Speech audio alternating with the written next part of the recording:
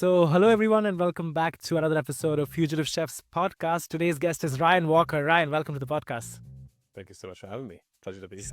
Yeah, it's really nice to have Ryan. Actually, we had Ryan last month on the community meetup, which is a closed group of people who have joined the community of Fugitive Chefs, where we are trying to mentor people who are trying to make pivots like me and Ryan. And we had a great conversation over there, also with Joachim, who's previously been on the podcast. And we talked about how can you get careers into R&D, following the more not so typical paths. And this episode is going to be more or less about it. So me and Ryan honestly have had the opportunity to meet recently, actually, because we launched this new center with Basmari Center, and Ryan was there at one of the showcases at the opening. And I've been closely connected to Silo, to Douglas, attending his lecture at Mad Academy, understanding what Silo does. But I feel today's episode, I want to spend with Ryan's career, which is, so Ryan has basically spent his time in professional kitchens, the highlight of it being Silo in London, and where he has eventually led into a role of R&D, focusing on fermentation. And more recently, he's been building this new project called Flux Fermentation. He'll tell us more about it. And I feel this transition that's happening in Ryan's professional career, and also of Silo shutting down very recently, moving into Flux Fermentation, I feel it's very interesting because it talks about translating. The role of chefs as translators is the same chefs who used to serve food at one of the most sustainable zero-waste restaurants, and now getting that into consulting, regulations, scaling up products, manufacturing. So I want to kind of focus on how these chef skills that Ryan has learned through his career are today being applied into the work he's doing, which is not about being in a restaurant giving a service. Today it's Thursday evening when we're recording this, and both of us are sitting at home recording this podcast. So I want to get that. How can this translation or whatever Ryan's learnings are can help somebody else who finds themselves in a similar stage in career? So before we get into this, Ryan, let's start at the beginning. How did you end up in kitchens? What was the idea for kitchens? I know you have a very mixed background as well in terms of culture. Tell us about it, and how was being a chef welcomed in your family, and why did you end up where you are today? Sure. Yeah. So it's a weird journey. I mean, I've always been interested in food. I grew up in a Thai family, a Thai English family. So I was very fortunate to grow up eating a lot of my Thai family's food, and seeing different types of ferments and spices and ingredients that were just so foreign, or quite literally, to what we had over in the West. But also from the British side of my family, we have, it's not just British, it's also, we have people from France and Germany in our family as well. So we had a lot of kind of culinary um, influence from those countries, specifically the French cuisine, because the good British food is normally based in French cuisine, fortunately or fortunately, however you want to look at it. So yeah, I've always grew up very interested in food, not just in eating it, but the kind of ideas around hosting and presenting, and essentially what you would do in a restaurant at any level, from high level to a regular kind of pub or bistro or whatever. And seeing the kind of the quite stark differences between how people feed each other in, say, Thailand, and in the West as well. In both countries, I think are all very based on this kind of giving and sharing of a meal. But the two countries are also very different. I think maybe because how accessible food is. Well, I actually, in both countries, but in different ways. I think the food in Thailand is very accessible because it's not just abundant, but it's cheap, and there's a culture around being able to provide this food, as not in a religious sense, like in a sustenance, maybe in the West, Right. but I don't know. It's just for example, in just to go a bit off topic, like Yeah, because you've China. recently been in Thailand, right? You were just like a few weeks ago out there. Yes, yeah, I Mhm. just spent almost 3 weeks out there, and I just come back. But Hey. one thing I noticed actually from that travel was, people don't ask you like, how are you doing? I mean, they kind of do. Like in the UK, you say, "Oh, what's up?" Or whatever. In Thailand, you first ask like, where are you going, and have you eaten? That's Okay. it. And I was like, "Oh, okay. I've never I've never had someone ask me, have I eaten?" So as a kind of the question that people ask. I just thought that was very interesting. I think that ties also into Thai culture, and therefore Thai food. It's the purpose really of it isn't maybe expression, personal expression, as maybe fine dining is perceived, or even kind of art form. But it starts first and foremost in feeding others as a way Right. of caring and giving, which I do think is similar to a lot of cooking in the West, but maybe more far removed. And I don't think we really have that in our kind of foundational, Yeah. kitchens and so on and so forth. But yeah, as I digress. So that was my kind of personal The experience. upbringing. Yeah. Mm-hmm. Yeah, I studied a little bit of food in school, and I actually really enjoyed it. But there was no in the UK. There's not much of a push for culinary education, nor is there really a push to get into the industry. It's not like Okay. maybe France, where it's something that you could tell your parents like, "Oh, I'm going to be a chef," and they look at you Mm, like, "Oh, so that's a good or a maitre d' or anything obviously. in hospitality." In the UK, they're like, "Oh God, he's going to go work at a pub," which I did. And but it's not really considered. Maybe a chef more so than front of house in the UK is considered more like a career, but that's normally if you're like a celebrity chef. It's Right. not a line cook or something. Whereas in other places, it is considered more of a realistic career. So I think because of that, I subconsciously didn't decide to study food, Mm, say at a level before university, or say as like I know some friends who went to like a college and studied cooking or hospitality, and then they went into food. That's kind of that's somewhat of a culinary pathway. But going into say food science, for example, right. it's not necessarily that common unless you're going in to work for corporate straight away. There's Okay. like culinary food science or like molecular gastronomy or something like that. There wasn't, at least for me, there wasn't any pathway. Even if I decided to go on to a university, there wasn't really a pathway for that. I might have dabbled in it through maybe studying chemistry or through um, studying nutrition or something that may have led me into that. But there wasn't an option just to go like straight into university and go, I'm going to study culinary science. But did you know back then that science is the part of culinary that you would be interested in ultimately? And if yes, then how did you have that notion so early on? No, I don't. I don't think I did. I mean, I was Mhm. interested in fine dining, and around the time that I got interested in cooking, that was kind of the tail end of molecular gastronomy and books like the one that Thomas Keller sent out, the sous vide book. That just came Yeah. out, and Yeah.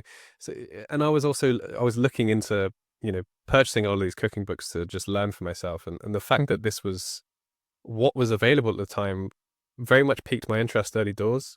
I think on like, oh, okay, I'm looking for cooking books because I'm interested in cooking, Mhm. and I'm getting fed, science books or culinary science books.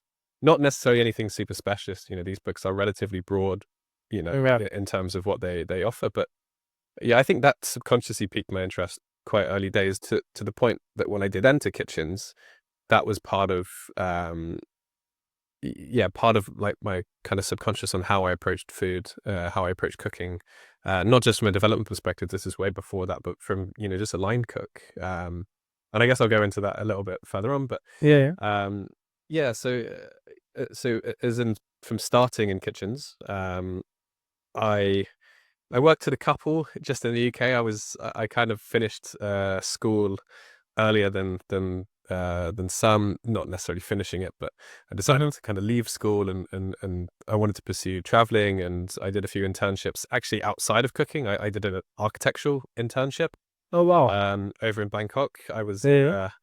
interested in architecture as a field, and I wanted to see what it was like, doing a kind of 9 to 5 at an architecture firm in an office. So I spent just over a month doing an internship actually in Bangkok, at a architectural firm that doesn't really do like houses or anything. They do like big, like mega projects. Okay. Kind of lowest end being like a mall in Dubai, which isn't Oh really a wow. mall. It's like it's a town basically, a Yeah. self-enclosed town with HVAC. So these guys had like loads of experience, loads of expertise, and I was like, okay, if I'm going to go learn from a place, I want to learn from somewhere doing that kind of scale. And honestly, it was great. I really enjoyed it. Mm-hmm. But then I looked at the pathway into that, and it was like 7 years, 7 to 8 years at a university studying architecture, and then it was maybe 7 more as a junior architect Wow. before you put pen to paper and you actually do a drawing. And at Right. that point, it's Yeah. 14 years on outdated stuff. We're just talking to a few food scientists. apparently that was actually a very similar path Yeah, to food science. Back in the 100%. day, maybe Yeah, yeah. maybe now it's different. But so yeah, so I decided not to do that, and I decided to travel. And during that travel, or sorry, during that travel, I would come back to the UK and work, and I'd kind of find whatever job I could find. And I ended up actually working in a school kitchen at one point, which is a very interesting experience because it is very high numbers. It's like 500. You're doing 500 covers a day, twice a day, a very specific set times. So, and it's like 500 all in. So if anyone who's worked service job, especially fine dining where it's like, I don't know, 12 courses and you have 30 covers, and like that seems like a lot. Like it is a lot, but Mm-hmm. and I guess you can think of it as different, but at the same time you have the same deadlines and you have a very similar kind of style of service. So that was my That's, yeah. introduction into kitchens, was Wow. large scale cooking. I must have been, I don't know, 17. Yeah, different set of equipment, different set of skills. I mean, there's so much to learn in terms of how standard things have to be and how you have to accommodate yourself to everybody's palates, especially being kids. I mean, that's Yes. a different palate altogether. So difficult. But I mean, we talk about dietaries and all Yeah. this kind of stuff now, but when you're talking about like childcare, it's a completely Oh yeah, kettle of fish. 100%. I mean, like child cooking in schools is now becoming a lot more respected as a field, thanks to Dan Giusti's work Yeah, people doing it. and other people and so on, which is amazing. I think but I think one of the things it did really show me early days was like just how understaffed kitchens are as a whole, and it's no different in in school kitchens. It was me and one other chef. I can't remember her name. I think it was Jill or something, but she was like 65 and basically running this kitchen all by herself. And Wow. it was me and a parent that was helping out doing prep with us. And I think that kind of set the standard for kitchens going forward, in that I knew they were going to be like a bit quite difficult and quite challenging, and it wasn't really a place that you could focus on research and development or innovation or whatever. It was just like a job to work in. Yeah. But so I started there, and then I decided to travel during that time. Part of my travels, I ended up in Australia, so I decided I'd want to move to the other side of the world. Um, I moved there with basically no cash in my bank account. I just kind of one-way ticket and just work visa, and I was like, well, jobs are out there. We'll find one. We'll see where we go. I didn't really plan on going into kitchens. I knew it was something that I was interested in. Right. I certainly applied for a few. I ended up moving to this kind of truck stop town in the middle of nowhere, just kind of slap bang between Melbourne and Adelaide. Real middle of nowhere town, and I couldn't find a job. So I walked into this restaurant, and the head chef in there was he was cooking at a restaurant called Clevedon, Mm-hmm. which is it's like a manor house restaurant near where I grew up in the UK, and Okay. it's actually one of the first places that I ate as a kid. I mean, I must have been like 14, and I'd went in there with my grandparents, who are a little bit more well off than the rest of the family, and I remember having this monkfish dish, Okay. and I can't remember who the chef was at the time, but he'd just won a star somewhere else, and he'd just come to Clevedon to basically try and get their star. I think the thing with this restaurant is that it's they've been trying to get a star for like 30 years maybe, and they've brought on all this talent and they've never got it. I don't know why necessarily. Uh-huh. But they had this monkfish carpaccio dish where it was just thin slices of monkfish, lightly smoked, and just seasoned with different types of citruses and different types of peppercorns, a bit of salt. Very simple, but this is the first dish I ate, and I was like, oh my God, I get what this is now. Like fine dining kind of makes sense. It's perfect produce, it's balance of flavors, it's potentially contrast. This is amazing. Like it's so simple. It's like, one real ingredient on the plate and some seasonings. And it was plated beautifully, like old kind of classic French plating where you're cutting rings out and overlapping them in a way, and then the light shines through it. Like, nothing crazy when you think of it now, but or even back then, to be honest. But for me at a young age and trying that as kind of like this first dish to fine dining, I thought, wow, okay, this is special. So I think that was actually going all the way back to the question. Like that was one of the kind of core moments where I looked at this like, oh, this is special. Like, this is kind of what I want to do. But fast forward, this guy who was running this restaurant in the middle of nowhere, had no idea about him. He was the head of pastry there. And he was also the head of pastry at some other restaurants like Chapter One in London, which is kind of an institutional restaurant now. And he took he went in, he saw my CV, he saw that I was from that area, and I think he hired me because of that, to be honest. That's all nice. But I was I was really happy to work there. I had a lot of energy, and I managed to move up the ranks pretty quickly, and I ended up in the kind of head of pastry position. And considering where he'd come from before as a pastry chef, he was quite definitely quite hard on me as a chef. But he gave me a degree of freedom, but also I think also then instilled a lot of the kind of you need to understand what you're doing, like why you're doing things, like especially with pastry. I think anyone who's been through kitchens and has done pastry, it's a very different to like cooking meat or to running like armager or like any sort of like regular section. Like it is a lot more kind of regimented and structured, and you really need to have a bit more of an understanding of the why around food. And I think I really enjoyed that position because it allowed me to like sit back and spend time actually learning and researching and understanding and failing. Like, what happens if I don't put enough sugar in this, or what happens if like I don't whip enough air into this this dish, or and it's kind of like those early days. It's like play in a way. It's, you're having fun with cooking, but also understanding. And then like after leaving there, I came back to the UK, and I went through a few restaurants, cafes, pubs. This was kind of post COVID or during COVID. Oh wow, I can imagine. Time frame. So like finding any job impossible. All the restaurants closed down. No starred restaurants were running unless they were doing like takeaway food, and they'd already cut half their team anyway. So like there was no option really to do anything when I came back other than like just find a job. I was living just outside London, and I was cycling into a cafe in Hammersmith every day, which was like 2 hours on a bike each way out, just because it was like the only place you could find a job. But I think that time was good because I was in kitchens, I was working, and you weren't really doing many covers. So you had time to ask questions. You had time to play around with stuff, even if you wanted a high level. I actually think at that point it was better to be at a lower level in the kind of hierarchy of restaurants, because you get more access to things. It's less, if you work at 3-star at the time, like you're just doing your one job for a year, and then you go on to the next one and the next one, and the next one, and like you get really good at shelling peas, and that's fine, but you go work at like a 1-star, or even like a good bistro or something. All of a sudden it's opened up. You're like, oh yeah, you can come on the meat section, like it's not a busy service, learn how to cook this, or there's more. It's more learning in that sense. And then I ended up leaving that place. COVID kind of came to an end. I ended up joining a pub, a gastro pub near where I grew up, and ended up running that place as a head chef for a year and a half or so.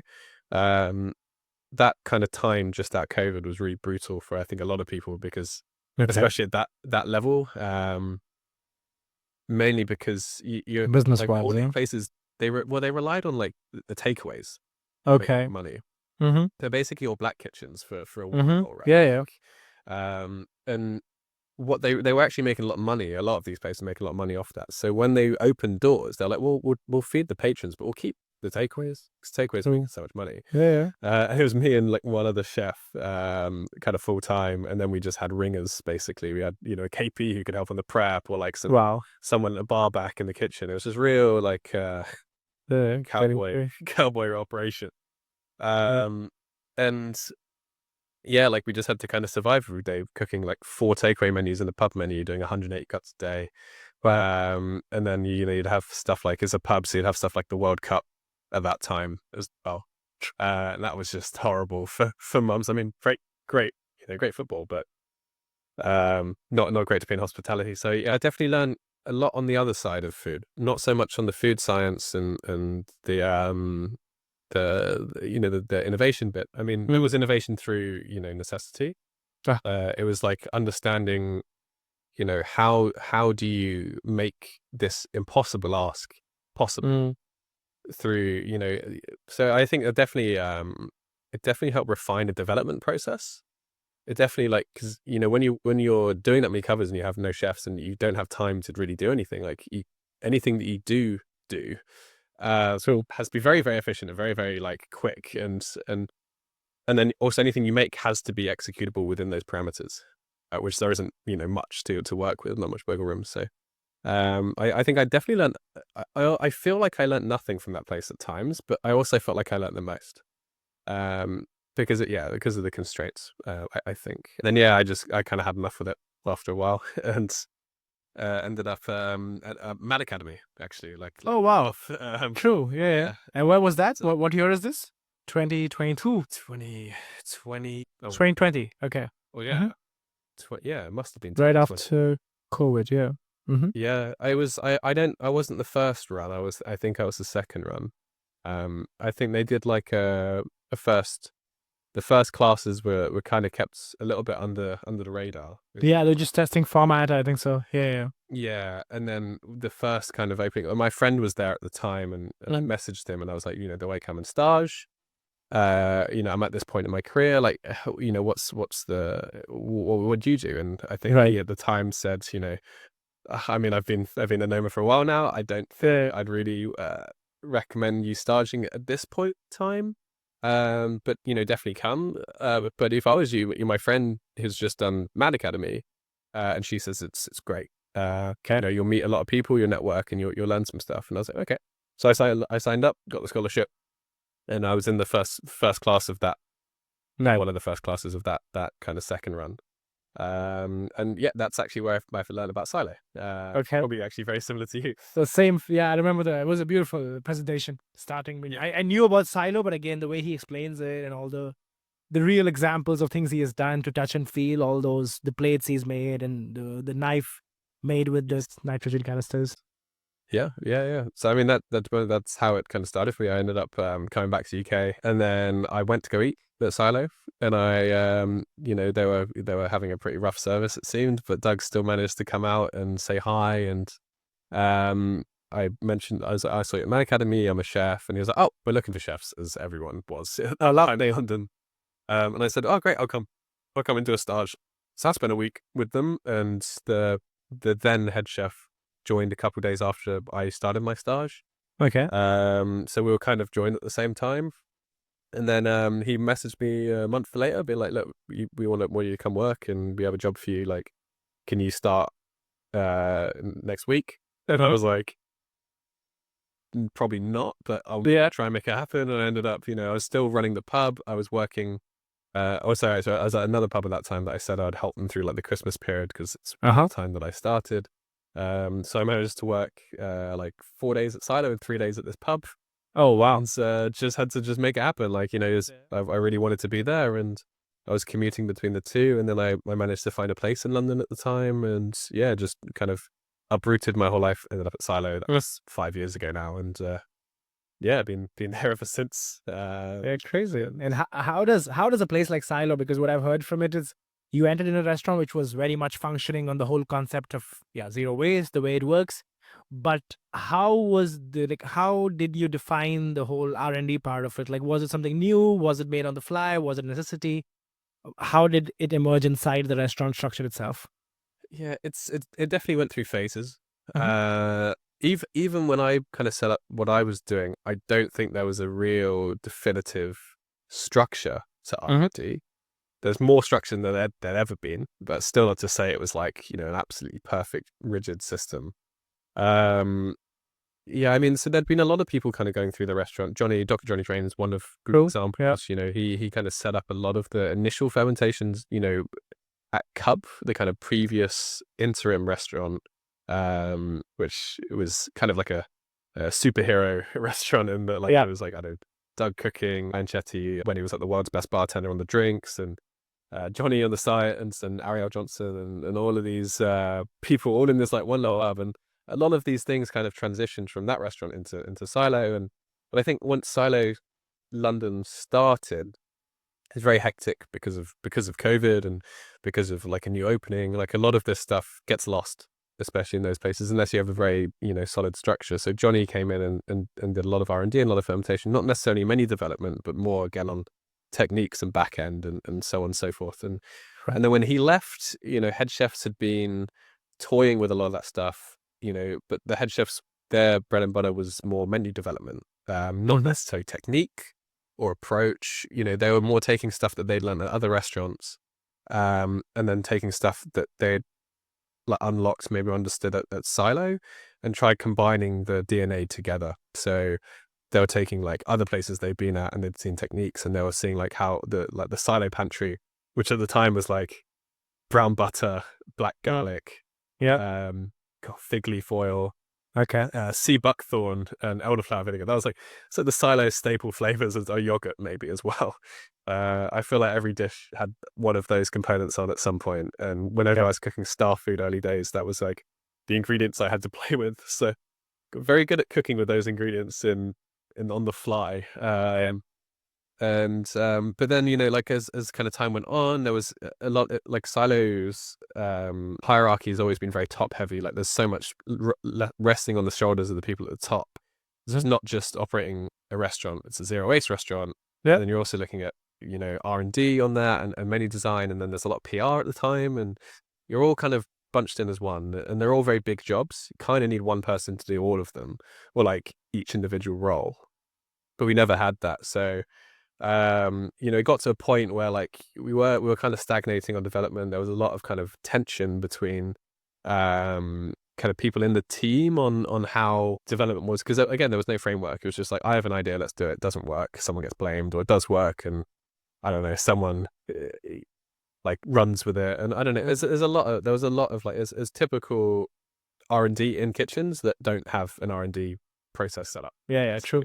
It happens in every kitchen, and I'm sure a lot of people Yeah. have experienced this. I mean, it's nice you share this because people imagine it as like this playground with experiments happening in every corner. But I think in restaurant R&D is super special unless there are very few who have like managed to segregate it. Like Mugaris is one example. They shut for 6 months and they have a thorough R&D. But most R&D in restaurants is coming out of a need, not just to design the menu, but also like there is some excess on the menu, or we've suddenly run out of a supplier who used to bring us this. How do you compensate? I guess it must be challenges like those that you might be tackling in the R&D over there. Yes, and it's also, I think it's decentralizing that decision process from the main kitchen structure. So it's like normally head chef or chef patron or whoever has kind of full control over that process, and every decision has to go through them. They're kind of a filter to the front.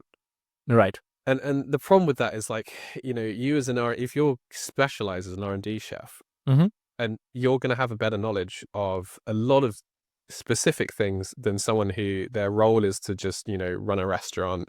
True. And not necessarily go really deep on the nitty-gritty. You do have obviously people who can do both, but they're like your Hestons and your Yeah. all of these kind of people that, you can be a head, like, but I think it's just for context, like it's also that kind of chef is what people think a head chef is, like from a kind of mythical standpoint, right? Yeah. Every head chef is a Heston Blumenthal, where they can run a kitchen, run a service, they can do PR, they can talk to suppliers, and then they can also make all this menu and all these dishes.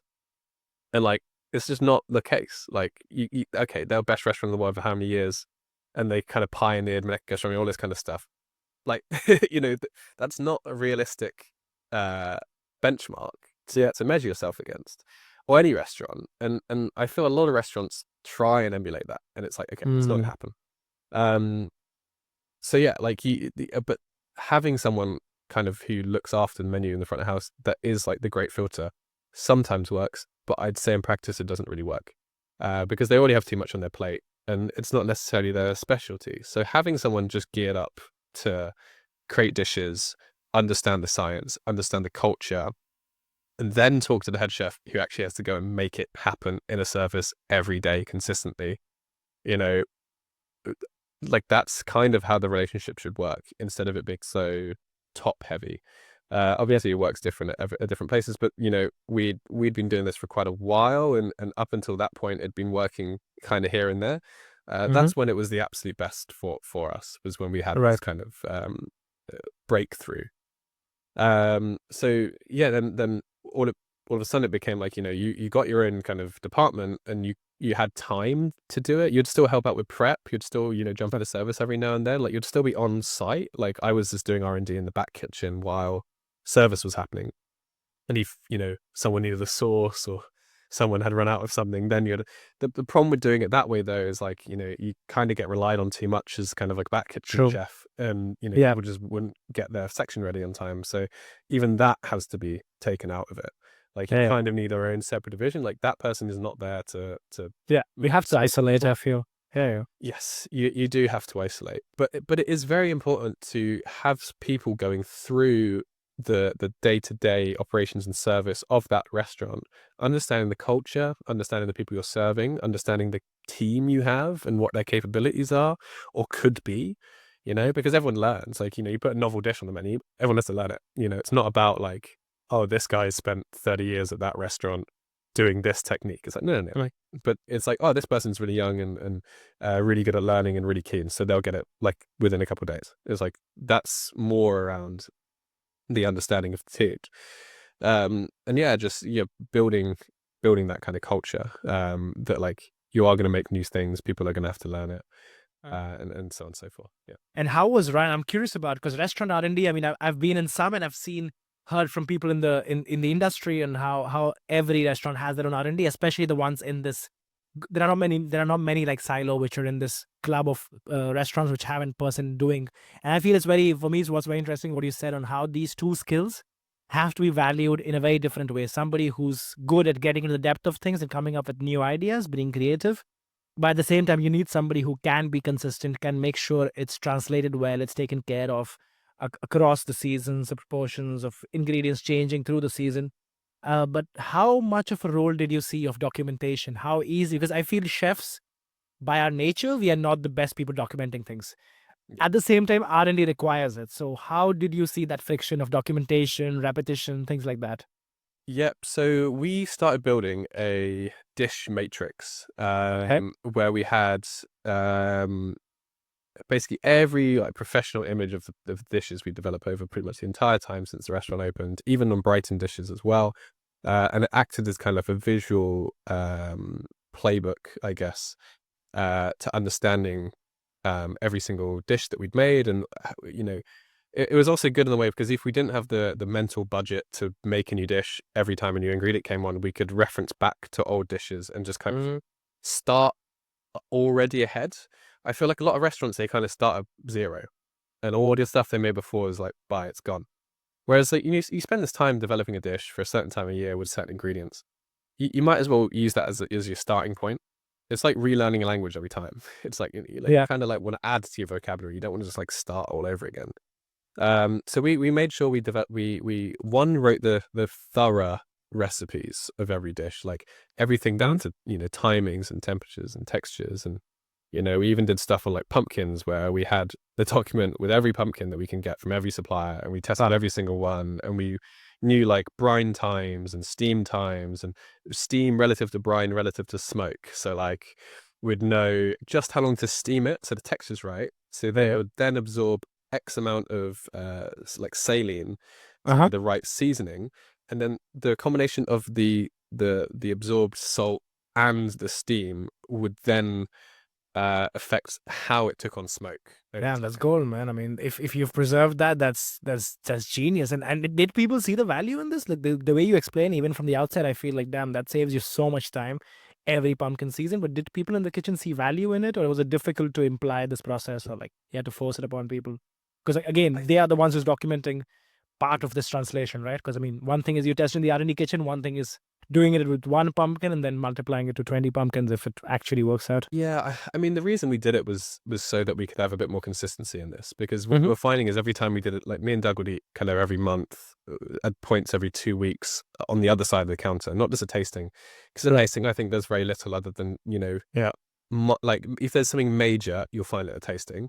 And that's obviously a problem. But minor stuff you can't tell, and you don't get. And obviously, it's like 8 chefs huddling over one dish and tasting certain components. It's not a good way of showcasing. What you really need to do is be on the other side of the pass. You have to understand, like, how the wine pairing works with the dish, palate fatigue, and like all of these things that happen over just sitting down and taking the time to eat and understand the dish. And what we're finding, especially with like the pumpkin, was that every time it was different, and not necessarily in a good way. Like, you'd nail it once and then it would be because there were so many things that had to happen to this thing, so many processes, and each step was very important to that overall flavor profile.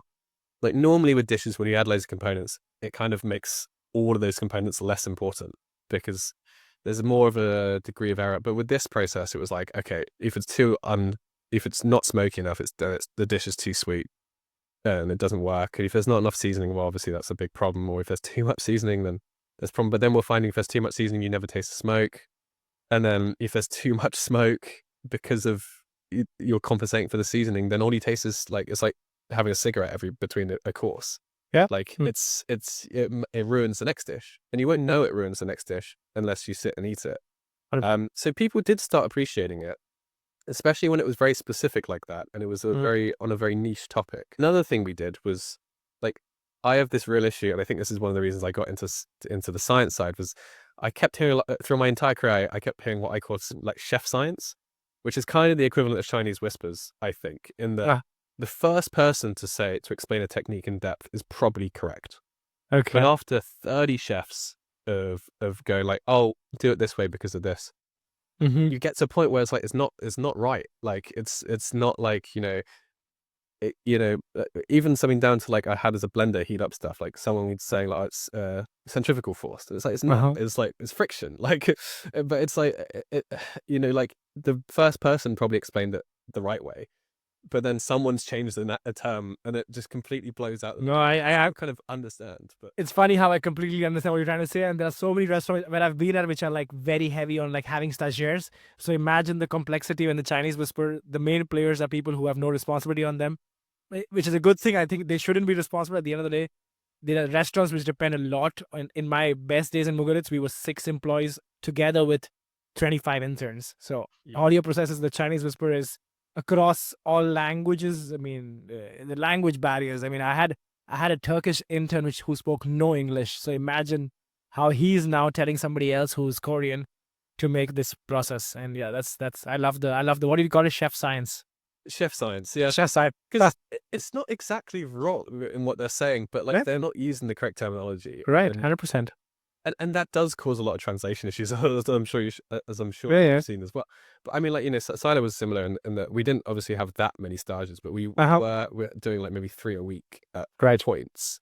But there is also a part of you as a chef, and especially in a senior position, where like you have a duty, I guess, to the wider industry to make sure you're teaching someone the right thing. Because if they go and start a restaurant and they're spouting off the stuff that you've like kind of half said correctly, then they're going to teach 6 people, and then that 6 people is going to teach another 6, and then all of a sudden like everyone's doing it wrong. Everyone's making your 90 degrees. I know it's probably not going to get that extreme, but it's the way we try to combat this is like I built a bunch of documentation in the restaurant showing okay, how do you make a green oil, right? What is important in here? Like not any of the chef science or even the kind of spiritual understandings of green oil.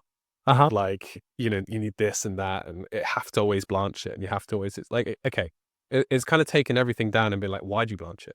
And if you're not blanching it, then what does blanching achieve? Like what does that temperature do on the enzymes that denurture this thing or this thing, and what degrades chlorophyll and so on. And then like basically going through this, making a very concise document on all of the things that can affect this. Because it's not just like, okay, one, it's so if chefs ask the question like, why am I making this, or why am I doing this process, which doesn't normally happen a lot. People just get the recipe and they do it, and sometimes that's fine. But what I also was hoping out of this is that people would understand this science, and then they'd have it as a bit of their toolkit to then go and make other things.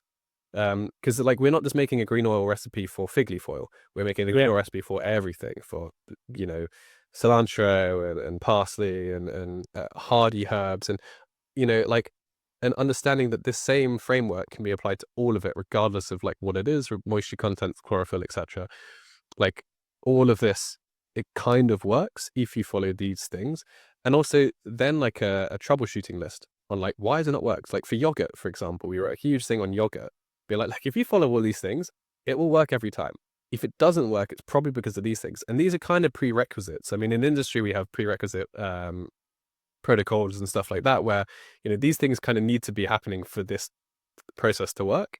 And it's kind of the same thing with simple kitchen tasks such as like making yogurt. Like if your milk is sour, it's probably not going to make great yogurt. Or if your culture's dead, well, you're not really going to get yogurt unless there's enough of it in the air, which is, I know, could happen, but it's unlikely.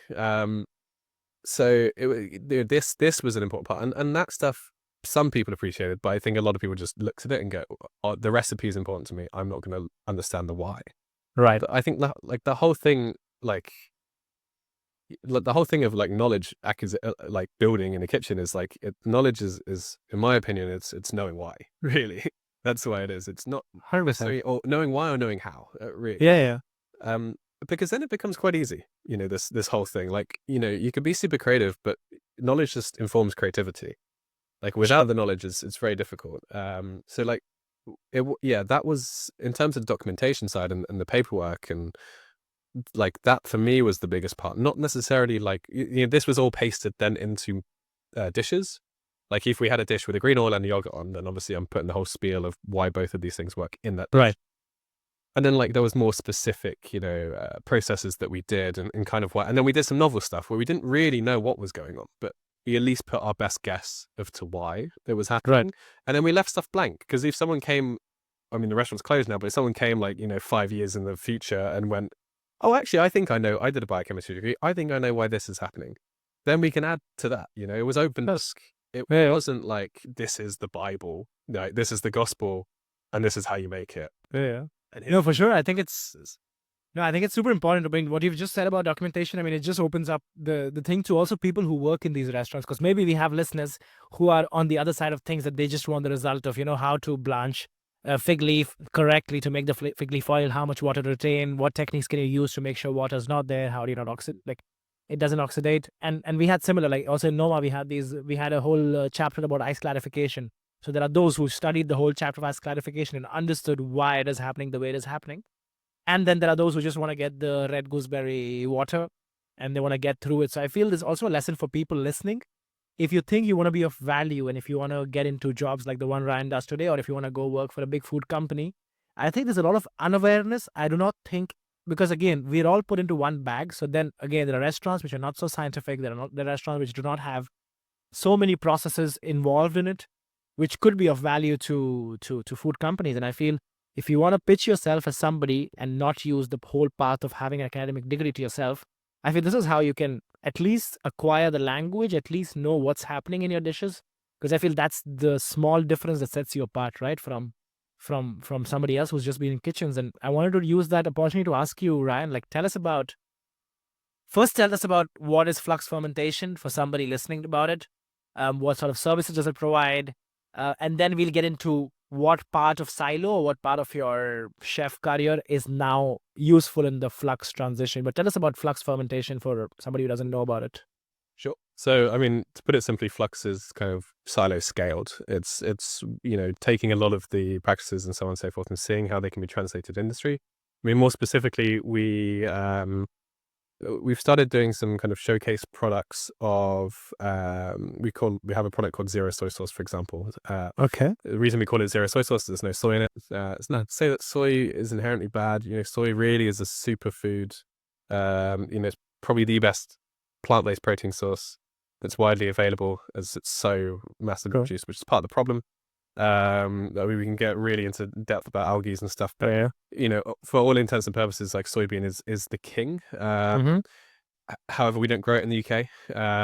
We can't. We can, but not at scale. But what we can do is grow incredible protein sources. But the over-reliance on soybean means that a lot of these protein sources, when they're not deemed fit for human consumption, for example, they're misshapen. So it's not a chemical thing. It's not like they're bad for you. Yeah, it's simply the shape, diameter, because they're not all perfect and things. And as soy sauce, you don't need them all the same. So we're looking at kind of valorizing industrial waste stream, which is essentially what we were doing in a restaurant, where we were taking our scraps, meat trimming and egg whites and whatever there is, and we're trying to take that mindset and apply it to a larger scale industry. And the way we're showcasing that is through products. But the reason we're showcasing is to show like larger industry that, your waste isn't just something that you can like recycle or maybe sell as animal feed or, all the ways that are currently employed to deal with that side stream, or you just pay to remove it. But actually, it is truly upcycled. It's not just, recycled as in it's the sum of its parts. It is greater than the sum of its parts, and it has real potential. If you're a big corporate, maybe that's you're looking for profit. For us, we were looking for mainly on it started, the interest started really around flavor. Okay. Using stuff like spent grain Mm-hmm. because of the potential for kokimi and umami and so on and so forth, and especially around like protein sources, whether that's plant-based or even, stuff from like abattoirs, offcuts, trimmings, etc. Mm-hmm. And then, yeah, like it's one, figuring out how to make these things. Then it's kind of figuring out what to do with them. And then it's the larger scale, like scaling and basically taking these things from benchtop model all the way to 1,000 tons a batch kind of thing. We haven't got anything yet to 1,000 tons a batch, but we are talking to companies which that's their kind of minimum order. These big kind of conglomerates and so on and so forth. And the thing is, like, a lot of these companies, they do already have the expertise Mm-hmm. or the access to process engineers to scale novel pathways of ingredients and food. The benefit of I guess the culinary application is, like, one, before you're at that scale and you have that budget, like, you do need to be a little bit what's the word, adaptive or resourceful Yeah, yeah, yeah. with how you make these things. Of course. And also, one of the benefits in coming from a kitchen is that you need to make these things actually executable. You can't just come up with the most amazing, like, magnum opus of dish that's like impossible to make. Like, Mm. you have a bunch of like chef de parties that have been in the industry for a little while, and, like, they're good, but they're not like your head chef. They're like 10 head chefs. You got to make it possible for it to be executed at the highest level with what you have, and Mm. it's the same with industry. And like Folks working with do that. constraints, right? What you just mentioned in the beginning, how your pub in the running a pub with the constraints, it translates at the end of the day to this mindset, I feel. Yeah, but the kind of saying with Silo was limitation breeds creativity, and I think that's so it's the most important quote in the sense that it is so true that you could be given infinite budget and infinite, like, someone could come to you and be like, just make something amazing. Yeah. Here's £1 billion and here's 20 years of resources, and it's like, what do I make? And it's like, why do I make it? Like, you have no answer, you have no questions or answers or whatever. Yeah. It's the worst solution. But then if you're given, like, basically no budget and a really pressing deadline, but it is important that this thing is done. Like, it's, you're not just developing because some guy wants a flavor enhancer. Maybe someone's like, oh, well, like, this sub-Saharan African community needs better food security, and we need to come up with something that is like um, shelf stable and transportable and nutritiously dense and cheap. And then, like, okay, now all of a sudden you've got all these constraints, and you can and your kind of budget, and you can really start, like, I guess, playing in that sense, like, really start, like, figuring out every little detail. And the only and you can come up with an extremely creative solution, but it's only because of the limitation, and that's what allows you to be creative. And I think, again, that's something that you don't really see taught in Mm-hmm. academia, but you see nurtured in kitchens. It is that creativity. Not to say we Right. know only exist in kitchens. Obviously, that's not true. I mean, I find home cooks are most of the time way better chefs, or not chefs, but cooks than most professional chefs, because they have time to play around with techniques and really learn stuff, and then through that knowledge and learning, they can then be super creative. But the things that chefs have, like, their major skill is being in a pinch, Mm-hmm. really having to get something done, and finding a creative and efficient way to do it.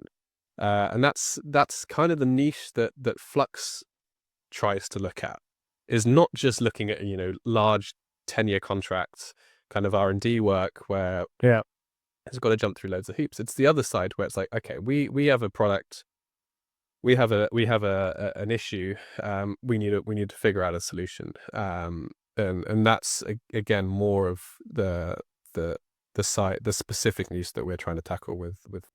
And now that you're in it, Ryan, how do you see this?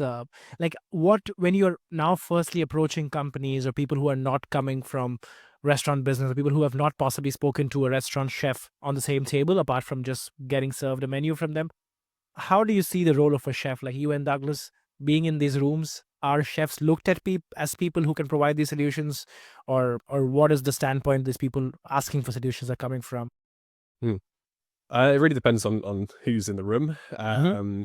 I mean, we've had some huge companies, well, actually, some of the same, like, for example, the same company but different departments. So Right. department will look at us differently, and another department who's maybe a little bit more like broader in what they do in the company is like, this is exactly what we've been looking for.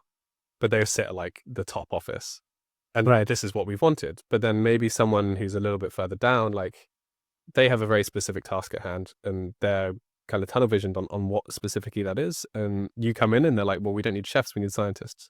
And it's like, well, they've only been hiring scientists and they've not come to a solution. Whereas, Yeah. and it's not necessarily what the people at the top want. But these are like, huge conglomerates with like thousands of Mm-hmm. employees, and not a lot of like collaboration even between different sections of that business. Like an R&D division and an innovation division, they don't talk to each other, or for some reason they're separate. Yeah. Which does happen. But in general, most people are pretty much all the companies that we've worked with, Mm-hmm. they are very keen to talk to chefs. Maybe it's specifically because of what Silo was offering in terms of the zero waste and the story. That's definitely a factor. But even when I've talked to people who aren't necessarily very clued up on Silo, and they just know that I'm a chef or from a chef background, and they have kind of no context, and then we explain to them, they ask, a lot of these people ask very good questions, and we explain to them, why they're talking to a chef as opposed to someone specifically in food R&D, and that's the only thing, and then explaining to them the complexity of the role and the background and so on and so forth. Then they start to have a bit more what's the word? A bit more confidence. But also in that, we always tier what we do. Mm. So it's normally like 3 tiers of like what you get. Right.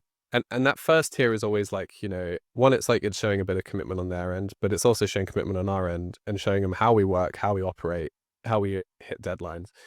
You do need, as a chef, Yeah. and not part of a big company, you do need to do a degree of like kind of greasing the wheels, showing them what you're capable of, and having this kind of dialogue. I mean, but it's the same with anything really. It's Yeah. You gotta. like a rapport. That's interesting what you say, Ryan, about how industry and parts of the industry, again, that depends on how much contact they've had. And I think it's people like you and companies like yours which are building this common language. I think a lot of this common language that you're building would be useful to people when others would enter the same paths and try to make these contacts with the industry.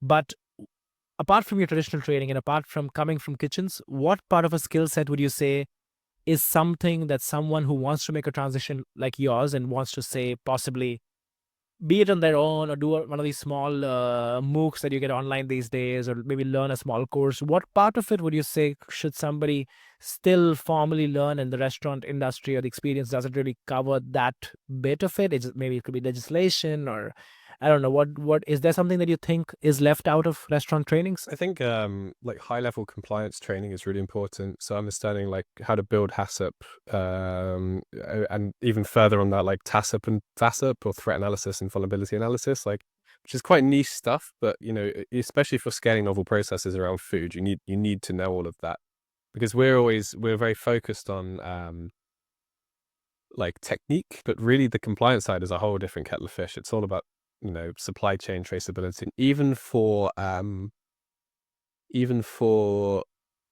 should I put it?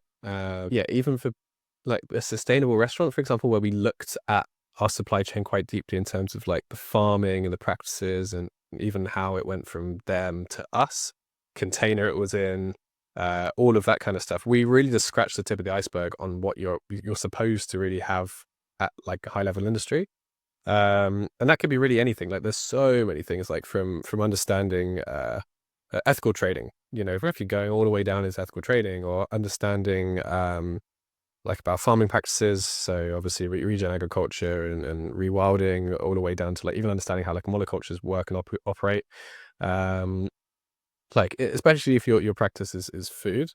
But it's understanding that like, when you transition into these different worlds, say from a restaurant into that, like a lot of your base skills, they're foundational, super important. And in fact that, they're very well refined, but there is probably a big knowledge gap on a lot of this. Like the biggest thing that we've had to do in Flux is just learn, it's just sit and just like learn and learn very specific knowledge, and be quite quick with how we do that. And you don't necessarily have to go out, I would say, and do a specific degree, because especially on a field of information, like for example with chemistry or biology or physics, because with those things you're learning everything, right? You're learning a field approach, as it's literally called, um, where you should know a little bit about everything on that. Transitioning into very specific niches, you can kind of just learn like the iceberg in a way. Right. You can kind of like, you get, say, fermentation, you can learn every type of fermentation, but then you can go into solid state. And with solid state, like, you don't need to know everything about chemistry and biology. It helps, and physics definitely helps as well, especially when you come to machinery design, and engineering definitely helps. Like, but again, like, you, with any of those things, especially when you're coming to scale, knowing what you need to know is really important, and everything else is important, but it's not going to be the thing that, makes or breaks your task at Right. that time. So like, even, yes, you can go and study, and yes, you can go and do classes and so on and so forth. But the variety is also very good. And also, like, I think it's more important to be curious, and then also learn quite deeply about those things that you're curious in. I mean, I'll give an example. I mean, we're currently building like new generation solid state fermenters, and a great part is learning the history. It's like where they've come from, why are people scaling koji? Why not just keep it artisanal forever, tempeh or whatever? It doesn't have to be one type of solid state. Or what's and then also realizing, like, oh, these microorganisms are not just being used in solid state; they're being used in enzyme industry and in submerged, and they're using in precision fermentation in bioreactors and all this kind of stuff.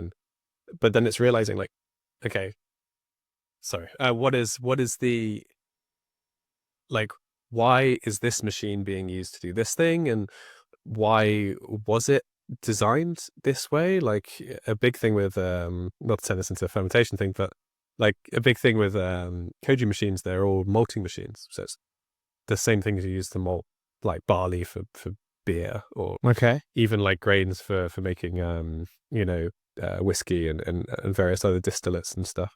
And then the Japanese basically took this design and added a degree of automation to it for making koji. But then it's looking at that history and going like, oh, well, what's available now? And then you go learn the science on like the growing mechanisms around koji. And then you go learn the physics on, like, how do the materials work, and what specific stuff do you need. And then you go learn the engineering. But you don't necessarily need to know, you don't need to be essentially an expert in really any of them. You do just need to know the things that are important in that. Because if you are an expert in all of those things, chances are you're 70 years old now designing a machine, and that's great if you are. But the goal is, you need to actually facilitate a realistic transition into these things. And it's not with the amount of knowledge that you need to accumulate to be, to really get started.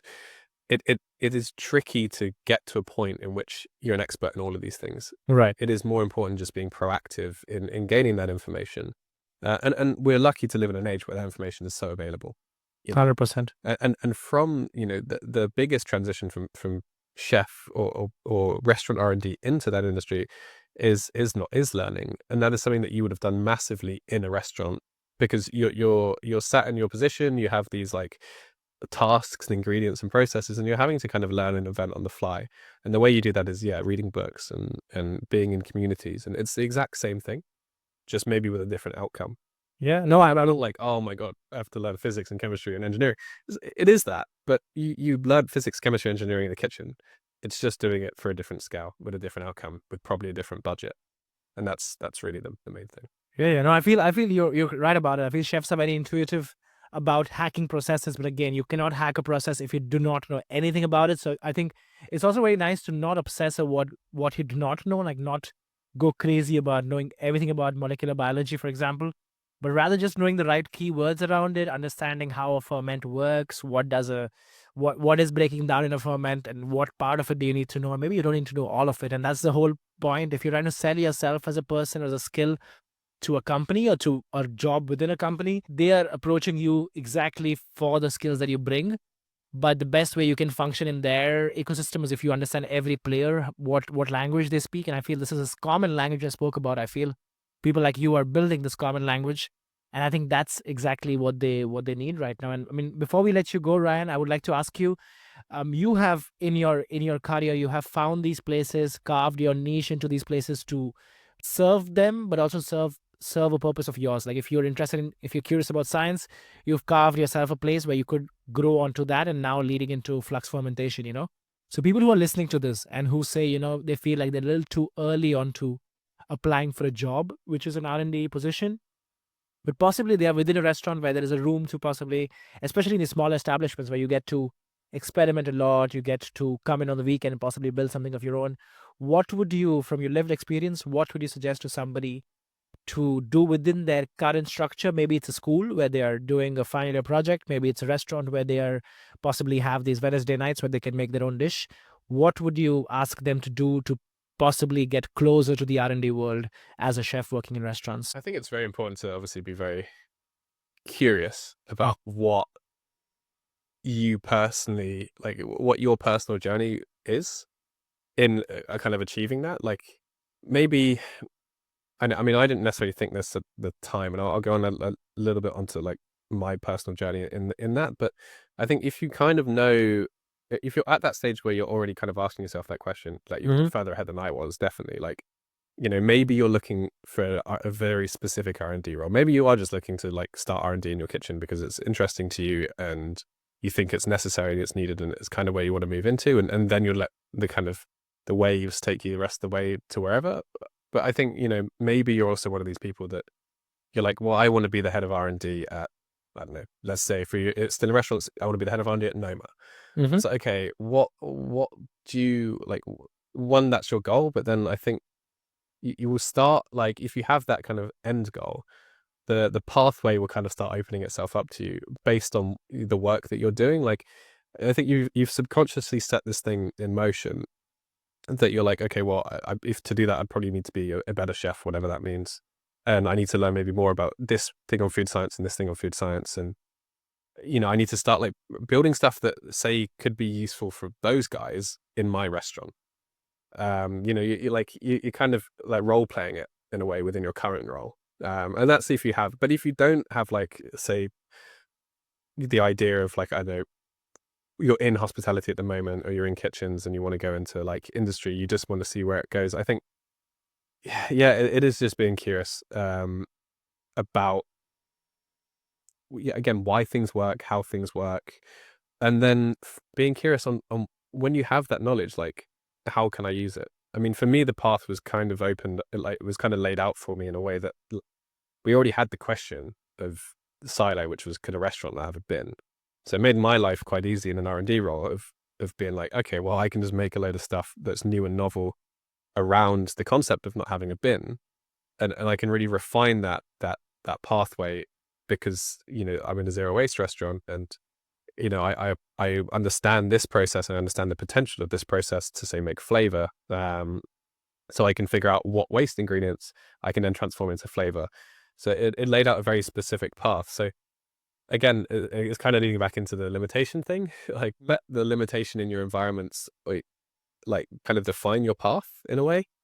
And that's tricky. That's tricky to like recommend. It's tricky to find. But the more you think about that, the more it'll become like, it'll just start appearing. I don't want to say it in some sort of like spiritual way because it's not necessarily the case. But like figure out like what essentially what we are in industry and in kitchens is problem solvers. That's really the purpose of research and development, innovation. And innovation, to a point, is the way innovation happens through solving problems. It's created out of a vacuum for something like that. There's something that's missing, and that could be anything. And you could look at like, I want to be like a zero waste innovator, and like, okay, that's choosing something, but then it's also asking yourself why. I mean, you could even look as deeply into, okay, why does anyone do zero waste in the West? It's like, well, because we live in a place where there's so much food that, of course, the byproduct of that is there's so much waste. So it's easy to a point to get into a field where like you're dealing with waste streams because there's so much abundance of waste that it's a necessity. If there's a vacuum, needs to be filled. But then realistically, like, dealing with waste isn't actually that important in the West. It's more important in countries that have bad food security and don't actually even have the food. So therefore, making food more efficient by wasting less is more useful. and that might be you. So you don't have to go to some like prescribed pathway. I think you'll find pretty much all the answers that you need answered just by observing, the place you're in, the position, the country, the ecosystem. You might be watching, you might be at a restaurant doing the R&D at the moment, and you're working a lot with a mushroom supplier at the moment. Mm-hmm. And that mushroom supplier goes like, "Oh, we've got so much of this thing," or like, "Oh, we're having issues cultivating this thing," or like, "Oh, we're trying to grow maitakes and it's not working, and we need," and then like stuff will just pop out at you. And all of these things are questions, and you have the ability to answer pretty much all of these things. And Yeah. you might be surprised that just like by going down a bit of a rabbit hole and answering one of these questions, you find yourself in a whole new field, and then that could just go up from there. I mean, that's kind of what happened for me with fermentation. I was always interested in fermentation, but I was only until it was unlocked at Silo that you're able to do it. And I think there's one more thing with like with that, Mm-hmm. which like I remember when I was at Mad Symposium, and me and Doug had gone a couple of days early to do Mad Camp, Okay. which was like this like small like first run symposium ahead of the big one, where a bunch of university students had come down, and we'd presented in front of them. And the kind of keynote speaker at that was Dan Giusti. Mm-hmm. I've heard him talk a few times and so on, but and this was only really available to, I think it's online now, but this was only available to the students and then a couple Okay. of speakers there at the time. And we kind of went in halfway through the speech, but what he was talking about was like finding your Noma. And what he meant by that is not necessarily going to Noma and working. It is finding a restaurant that did for him what it could do for you, which is it's pushing your boundaries. It's like making you kind of believe in yourself. It's building this kind of confidence. I mean, he went from like a chef de cuisine, very good restaurant in the US, and then kind of just went in this like a stage or there's a CDP or whatever he was, across the other side of the world, basically taking his like massive senior position down to, and Yeah. then relearning everything. I mean, for me, I was a head chef Mm-hmm. running a pub, and then I was another head chef with another pub, and then I went into Silo and I started Yeah. at CDP, and but then you learn all those skills again from the ground up, and and that builds your confidence, and that also builds your curiosity, and then that also then you get to a place where you've kind of gone up and then down, and then you can rethink what it is you're doing to go further. And then I think you'll find some of your answers as well. I'm not saying everyone should leave their corporate job ever and go into cooking, or Yeah. leave their exec chef position and go into whatever. I mean, chances are you're already at your Noma, Right. and you're just kind of looking for that thing that appears in that place. And yeah, I think you'll find it. Yeah, yeah, and I think it's key to everything you said. I feel it's key that you have to have that intent. You have to know where is it. Like you have to have this North Star. Maybe it's very hazy and it's not very clear, but you need to know where you're heading towards. And this could be personal choices, the way of life you live right now. Possibly you see somebody else who lives a certain way of life that you aspire, and what brings you closer to that way of life.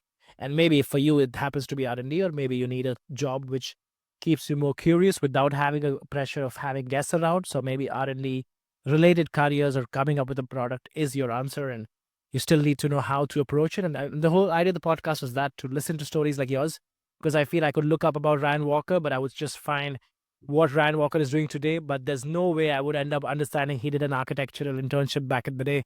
So I feel that's the whole idea of this, to see this transition of somebody who we spoke to, starting from growing up in a very mixed cultural ethnicity, getting food as a more something to share, to getting into these careers and then ending up in a place like Silo, and now working not in a restaurant but as somebody who's solving these food problems that the industry has today, which do need, I think, an outside perspective. Even though we are people who serve food, we are the people who have the most human interaction with customers when they eat food, or diners.